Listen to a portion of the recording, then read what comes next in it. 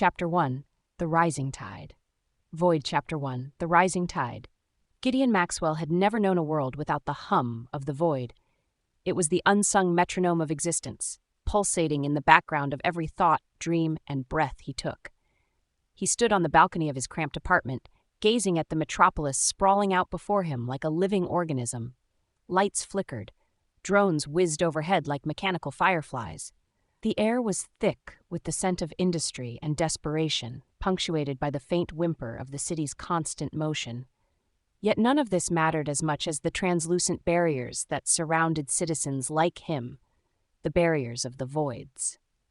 He pulled away from the railing and walked back into the dim lighting of their living room, the shadows only deepening his sense of foreboding. The stark white walls, like the voids themselves, felt oppressive. He had been staring out for far too long, indulging in fantasies of what lay beyond the confines of even his mind. Somewhere out there, in the throbbing heart of the world, was a promise buried beneath layers of artificiality and fear. But before he could chase after those dreams, he needed focus. The three questions loomed ahead like specters. Gideon? The soft voice of his younger sister, Alara, brought him back to reality. She stood in the doorway, clutching a ragged teddy bear, its button eyes glistening with stray specks of hope in a ravaged world. "Are you ready for tomorrow?" He felt a pang in his chest at the reminder. Tomorrow was not just another day. It marked his appointment with destiny, his entrance into the void. The day he would face the questions that could either propel him to greatness or plunge him into the depths of despair. "Yeah, I guess," he replied, forcing a smile. He knelt in front of her, pushing aside the storm clouds of anxiety that loomed above. "You know the rules, right? Just like we talked about. Focus on the questions. Then I'll come back and we can play, okay? Promise?" She peered at him with wide eyes, innocence and wisdom intermingling like oil and water. "Promise." Gideon's voice dipped lower, almost hypnotic. There were moments he feared the answer to the questions more than death itself. That fear ignited a fierce determination in him. He would not let them be fodder for a corrupted machine. He had to rise above it. Alara nodded, satisfied. "Can I come watch?" He hesitated, then shook his head gently. "No, it's too dangerous. You need to stay safe here. Besides, they might not let you in." A faint touch of bitterness colored his tone, recalling how the void stripped his family of choices, turned their fates into mere algorithms coursing through a system governed by an artificial deity. "So you will win, right?" Her words were like arrows, piercing through the haze of self-doubt that clung to him. She believed in him, and that trust weighed heavier than the entire world. "Of course, I will." The resolve in his voice surprised even him. He unwittingly courted visions of grandeur, like a moth drawn toward a flame that could obliterate him if he got too close. The sound of the overhead speakers crackled through the room, reminding him of the city's pulse. "Attention, all citizens are reminded that they must attend their scheduled void assessments to move or advance in society. The societal tide rises for those who comply." The message was an insidious mantra, repeating the sentiment that there was no longer an avenue for rebellion, no path back to normalcy. The tide of humanity had been dragged unceremoniously into the depths of the predictable, the unrevolutionary, and those who rebelled would only serve to fuel the machine, providing it with the carnage it craved. "Gideon," Alara interrupted his musings, looking concerned. "You're frowning again." "I'm fine, just thinking," he assured her, running a hand through his already tousled hair, a nervous habit he could never quite shake. "Do you want to help me prepare? We can go over some sample questions." Alara's face brightened even as the subject loomed over them like a dark cloud. She settled beside him on the floor, her interest palpable. "What if we play like a game?" "Okay." He began reciting the questions he had drilled himself on, examining every angle and countering every possibility. "What is the capital of the world?" A riddle intended to bring tension. He barely had time to answer when she jumped in, her eyes shimmering in interpretation. "United Authority City, is that right?" "Correct," he affirmed, smiling despite the overwhelming weight of the truth. "Next, how many citizens must die to make tomorrow's credits sustainable?" That's a trick question. It's always a different number," she responded, her brow furrowing. "You can't count." He nodded, though deep within, an icy tendril of fear coiled. Exactly, as long as they believe there's a balance.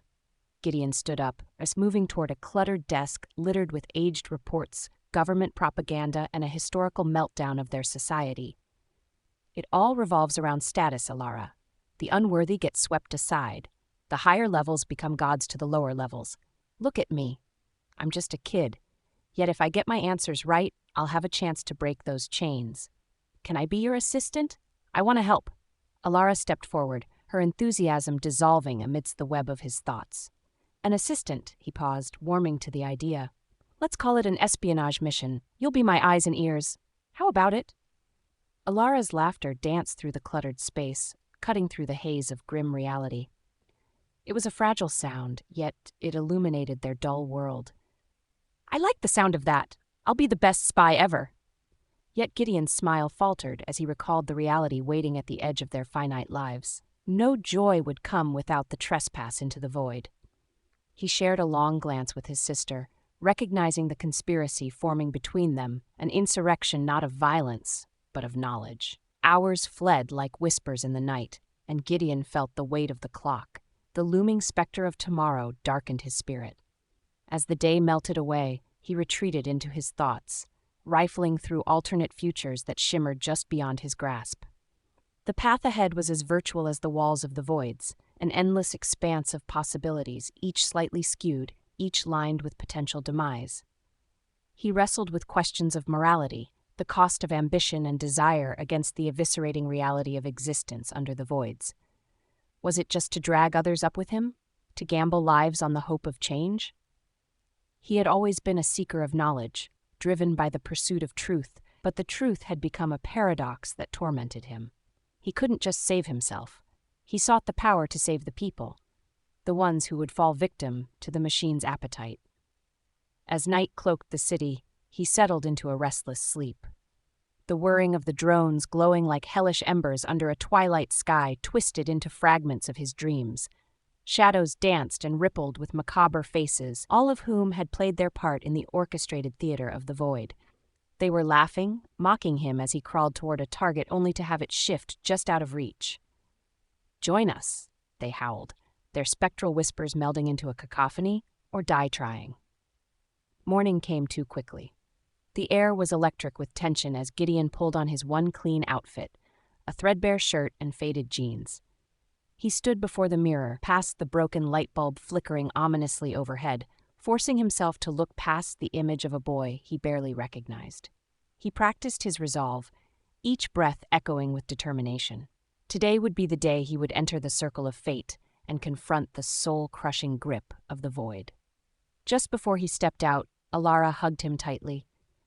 "Do you promise to come back?" "I promise," he said, though inside his chest, doubts spiraled. With a heaviness more substantial than the rags he wore, Gideon walked into the world, where the chorus of the city wrapped around him like a shroud. The line to the void was long, snaking through citizens clad in sorrow and submission. Even in the crowd, his heart thundered, each pulse echoing the words he dared not say aloud. "This is my last chance." Wordlessly, he drew closer as an unseen force propelled him toward his destiny. A screen shimmered above their heads, displaying the countdown to his appointment, each tick resonating with terrifying finality. The people around him exchanged furtive glances filled with a cocktail of anxiety and resignation. He was just another number waiting for his turn in the machinery of death and rebirth. Finally, it was his moment. Gideon took a deep breath as the line moved forward, and as he entered the pristine white space of the void, he felt a cold brush of reality. The air hummed with a sterile sterility, the walls glistening with the promise of pass or perish. No turning back. All around him, the dimly lit spaces turned into a blur of white as the automated voice echoed, "Welcome, Gideon Maxwell. Prepare for assessment." As the world of flesh and blood fell away around him, the heart of the machine began to awaken, his fate to be stitched into the fabric of the void's web. Its endlessness unfolded before him, infusing every breath he took with the bitter taste of ambition and fear. 3 questions awaited, and with them, the looming specter of life and death. In that moment, Gideon made a silent vow he would not die in vain. Not today. He wouldn't let the rising tide drag him under without a fight.